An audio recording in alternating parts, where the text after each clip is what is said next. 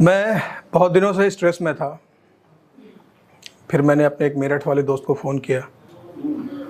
उसने मुझे तुरंत मिलने के लिए बार में बुलाया, बहुत समझाया, बहुत सारी दारू पिलाया, फिर मेरा 25,000 का बिल बनवाया। तब जाके मैं डिप्रेशन में आया। वो मेरे मित्र गुप्ता जी हैं मेरठ के, तो उनकी हर बात दारू से शुरू होती है, हर बात दारू पे ख़त्म होती है। उनका खुशी गम से दारू से शुरू होगा, गम दारू पे ख़त्म होता है। एक बार बार में बैठे थे बहुत सारे लोग और बहुत सीरियस डिस्कशन कर रहे थे। ये जो दारू है ना, इसको सोडा के साथ नहीं पीना चाहिए। कोई कह रहा है इसको कोल्ड ड्रिंक के साथ नहीं पीना चाहिए। एक कह रहा है इसको फ्राइड चीज़ों के साथ नहीं पीना चाहिए, बहुत नुकसान करता है। मैं बोला सालों जो सबसे ज़्यादा नुकसान करता है उसको तो तुम पिए जा रहे हो। इसके साथ नहीं पीना चाहिए, उसके साथ नहीं पीना चाहिए। गुप्ता जी ऐसा इंसान है ना कि उनको मेरठ से लेके और दिल्ली एनसीआर के सारे ब्रेकर्स पता है, कहाँ कहाँ पे कौन से ब्रेकर है, क्योंकि उनका अंदाजा ऐसा है कि मतलब कौन से ब्रेकर पे कितने स्पीड में चलाऊंगा दारू का पैक नहीं छलकेगा। एक दिन बताने लगे, भाई मेरठ में गर्मी से ना गांव फट गया था। गांव बोला था। फिर हम पहाड़ों पे गए। पहाड़ों पे गए तो साला बादल फट गया, बड़े बड़े पत्थर गिर रहे थे। मैंने बोला फिर भाई हालत खराब हो गई, कैसे कैसे साइड में गाड़ी लगाई। मतलब फिर बोतल खोली, पैक बनाए। फिर बोले ये जीवन मरण तो ऊपर वाले के हाथ में है। क्या रखा है, जब मरना है तो मर ही जाएंगे। कह रहे भाई फिर सुबह सुबह हम पहुंचे रोहतांग पास। अमेजिंग व्यू था भाई, अमेजिंग व्यू। बर्फ से ढके हुए पहाड़, स्नो कैप माउंटेन्स, बर्फ गिर रही थी। मैं बोला फिर? कह रहा ताज़ा ताज़ा बर्फ उठाए, ग्लास में डाला, बोतल खोली, पैक बनाए। फिर एक दिन दुख भरी दास्तान अपनी सुनाने लगे। कहे कि भाई एक मेरे बहुत खास मित्र थे, सलीम भाई, उनके अब्बू का इंतकाल हो गया। मैं कब्रिस्तान पे गया भाई, बहुत रोया भाई, बहुत रोया। वो मेरे ऐसे लगते थे कि खुद के खास अब्बू हैं। मैं बोला फिर बाहर निकला जैसे तैसे, गाड़ी में बैठा, बोतल खोली, पैक बनाए, कोरोना की बातें बताने लगे। कहे कोरोना में भाई बहुत बुरा हाल था, मेरे सब रिश्तेदार, जानने वाले, डॉक्टर, इंजीनियर सब मर रहे थे। फिर मैंने सोचा, एक दिन, मेरा दिमाग साइंटिफिक है, मैंने सोचा कि आखिर ये सैनिटाइजर में क्या होता है।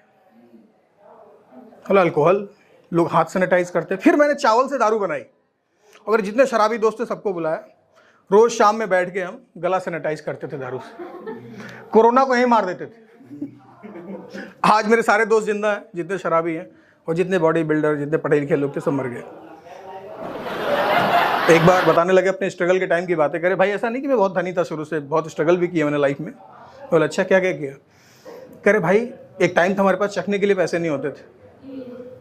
पूरी ब्लैक डॉग की बोतल हाजमोला चाट चाट के पिया हमने। बताने लगे भी रिसेंटली कि यार ट्रंप ने बहुत बुरा किया हमारे साथ। डोनाल्ड ट्रंप ने यार 50% टैरिफ लगा दिया यार, बहुत बुरा लगा मुझे। भाई मोदी जी ने जब कहा कि भाई देसी अपनाओ, मैंने भाई बंद कर दिया अंग्रेजी दारू। मैंने अंग्रेजी विस्की को हाथ नहीं लगाया, पूरे देसी की खंबे को खत्म करके और देश के साथ डट के खड़ा रहा। ये होता स्वदेशी। डोनाल्ड ट्रंप भी अजीब सा पागल आदमी नहीं लगता है? मतलब एक उसने सोशल मीडिया प्लेटफॉर्म बना दिया है, उसका नाम रखा है ट्रूथ सोशल। न इंसान उस पर कभी ट्रूथ लिखता है, ना है सोशल, वो एक नंबर का एंटी सोशल आदमी। ट्रूथ सोशल नाम कैसे हो गया?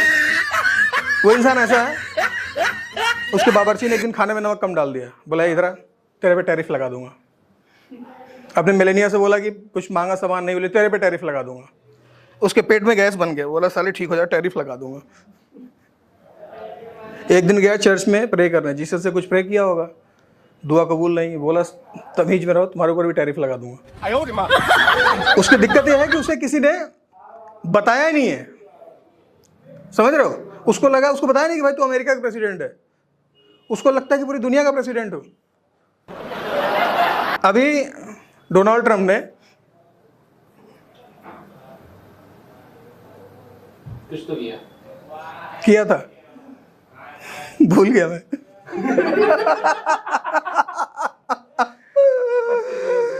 दिक्कत यह है, देखो इंडिया में कहावत है कि 60 साल में आदमी पता है क्या होता है, सठिया जाता है, समझ रहे हो? तो ये पॉलिटिशियन की भी एज लिमिट होनी चाहिए। अब वो कहा अमेरिका इतना महान देश, 80 साल का हो गया यार, समझ रहे हो?